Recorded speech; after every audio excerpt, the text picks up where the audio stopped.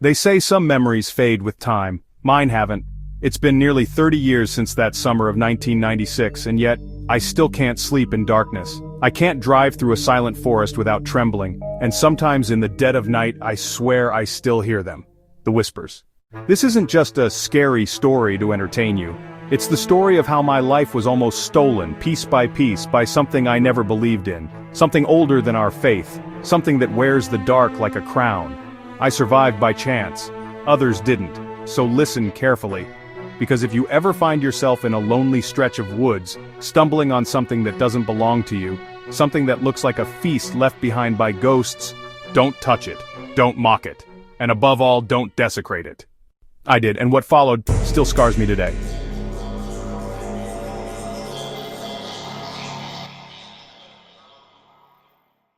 It was supposed to be a vacation.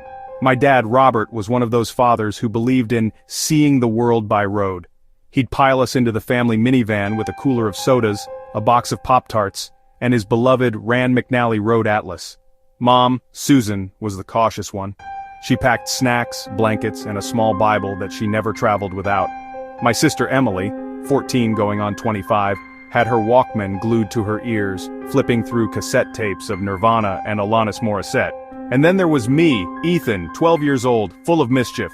I was too young to sit still, too old to play with action figures, and too stupid to know that life can change in a single moment. We were driving from Michigan to Canada. The trip was long, but we didn't mind until we hit the woods. This forest wasn't like the ones we'd passed before. The road curved into a tunnel of trees so thick the sky disappeared. It was silent, eerily silent, the kind of silence that feels alive. Dad said, "Let's stretch our legs, this looks like a good spot." He had no idea, none of us did.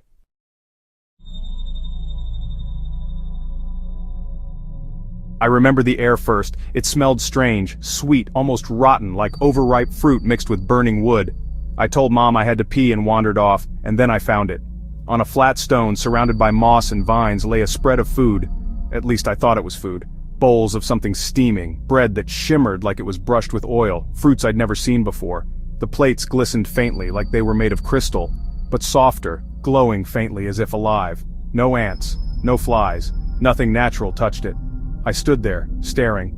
Part of me wanted to taste it. It looked so unreal, so tempting. But another part of me, the reckless part, did something far worse. I laughed, unzipped my shorts, and pissed all over it. I swear, I heard something hiss. The air shifted, like 100 eyes turned toward me at once. But when I looked around, nothing. Just trees. Just silence. I zipped up and ran back to the van, smirking to myself. But that smirk wouldn't last.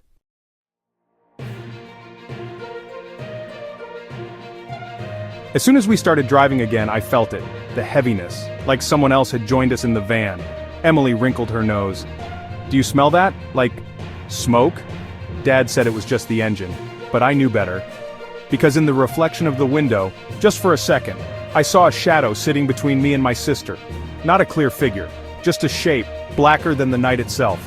When I blinked, it was gone. That night when we stopped at a roadside motel, I woke to whispers. Faint at first, then louder. They weren't Mom or Dad, they weren't Emily. They were voices curling through the air like smoke. He ruined our feast. Desecrated our table. We will take him.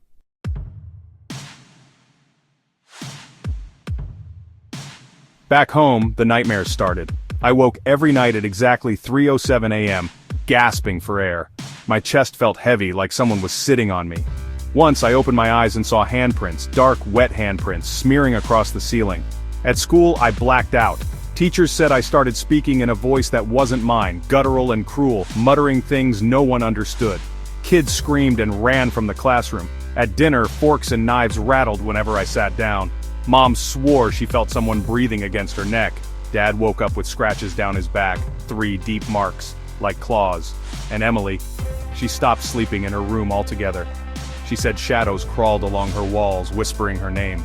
We tried to ignore it, we prayed, but prayer seemed to anger them, and then people began dying.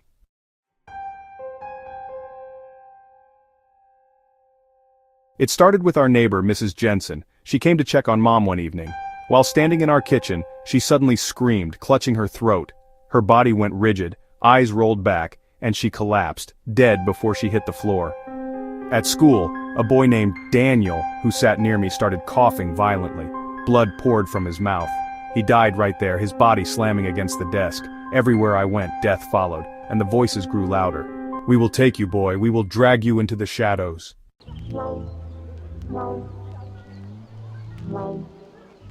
Desperate, my parents turned to our pastor, Father Michael.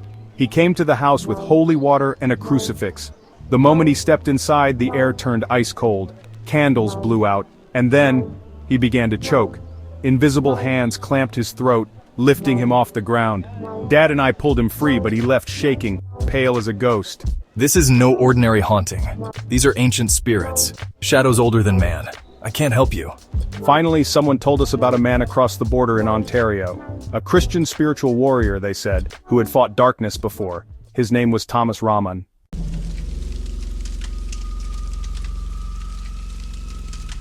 When Raman entered our house, he didn't flinch. He looked straight at me and said, "You offended them." I stammered, "I didn't mean..."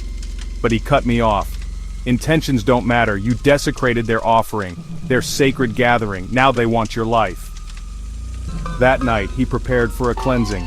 He read scripture, burned incense, and commanded the shadows to leave. The house shook, lights burst, the walls cracked, and then, I felt myself lift off the floor, dragged toward the ceiling. My body convulsed, my mouth spilling words I didn't know, curses that burned my tongue. The shadows screamed, a shriek so loud it split the air. The smell of sulfur filled the house. Raman pressed his crucifix to my chest, shouting prayers until I collapsed to the ground unconscious. When I woke, the air was still, quiet, the shadows were gone, for now.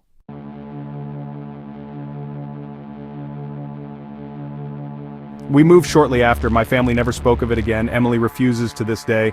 My father drinks more than he should. My mother still clutches that Bible everywhere she goes. And me? I've tried to live a normal life, but sometimes, late at night, I still hear them.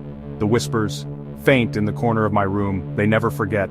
So if you ever drive through the silent forest between America and Canada, and you see a feast laid out in the middle of nowhere, leave it alone. Don't touch it, don't mock it, and never, ever desecrate it, because the shadows are patient, and they are always watching.